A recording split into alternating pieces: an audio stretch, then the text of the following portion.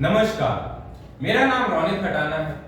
मैं All Saint Senior Secondary School कक्षा 12वीं आर्ट्स का छात्र हूँ। मैं आज आपके सामने एक कहानी प्रस्तुत करने जा रहा हूँ जिसका शीर्षक है दो रास्ते एक मंजिल। एक बार की बात है, दो गांव हुआ करते थे। एक गांव का नाम था समृद्धपुर और दूसरे गांव का नाम था सुखीपुर। कहने को तो दोनों पड़ोसी गांव थे, लेकिन दोनों की सोच एक दूसरे से बहुत अलग थी।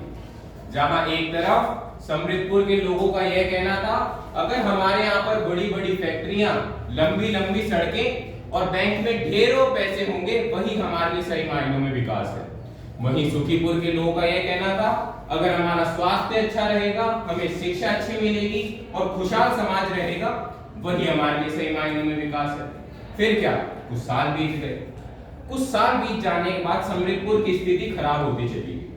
समृद्धपुर में प्रदूषण फैलने लगा। जो बच्चे थे वो फैक्ट्री जाने लगे बजाय स्कूल के। लोग बहुत ज्यादा बीमार पड़ने लगे। फैक्ट्रियां दिन रात चलने लगी। घरों में गाड़ियां तो आ गई थी, लेकिन सांस लेने के लिए साफ हवा नहीं बची।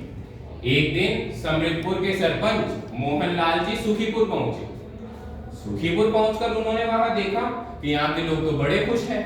जो महिलाएं हैं वो कंप्यूटर का काम सीख रही हैं, सिलाई का काम सीख रही हैं, बच्चे पढ़ाई कर रहे हैं और उसी के साथ साथ में नई तकनीकों का इस्तेमाल करके खेती की जा रही है और कई सारे नए पेड़ लगाए जा रहे हैं।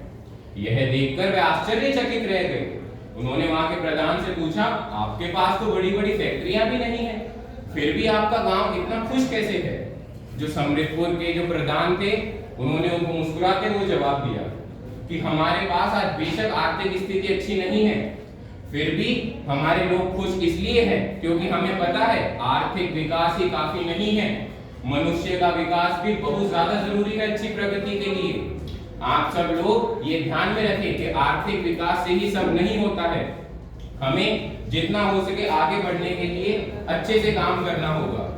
आप पैसों से लंबी लंबी सड़कें तो बना सकते हैं, लेकिन आप पैसों से लंबी लंबी सड़कें तो बना सकते हैं, लेकिन आप सब लोगों को सम्मान, शिक्षा और स्वास्थ्य अच्छा रखना पड़ेगा, जिससे एक अच्छा समाज बनता है।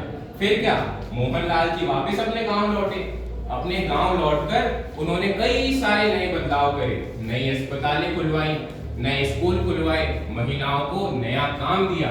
फिर क्या, थोड़े दिनों बाद समृद्धपुर में समृद्धि के साथ खुशी भी लौट आई और इसी के साथ साथ में वह गांव फिर से अच्छा बन गया।